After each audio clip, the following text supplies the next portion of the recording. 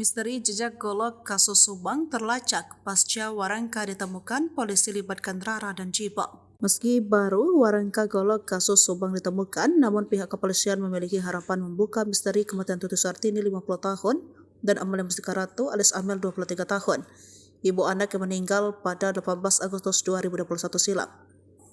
Polisi pun melibatkan Rara si penghujan atau paranormal, serta mengerahkan tim penjinak bom dari Brimob untuk melacak keberadaan golok itu setelah warangkanya ditemukan.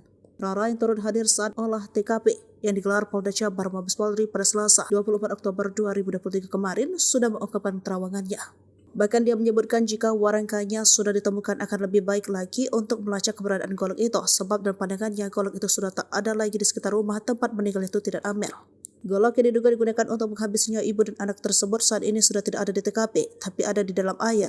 Katanya seperti dilansir dari Sri Puku TV dan Tribur Jabar 25 Oktober 2023. Dia mengatakan golok itu dibuang pelaku ke sungai demi menghilangkan jejak dan dia butuh waktu untuk melacaknya. Namun Rara yakin bisa melacaknya dan yakin polisi akan bisa mengungkap kematian Tuti dan Amel.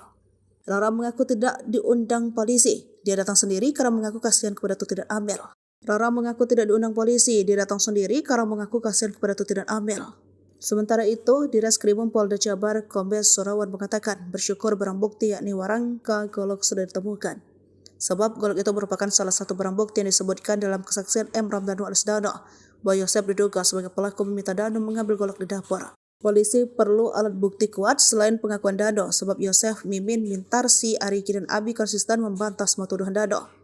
Dalam olah TKP ini, polisi hanya mendatangkan Dano dan memilih membatalkan mendatangkan Yosef karena keluarga Tuti tampak hadir.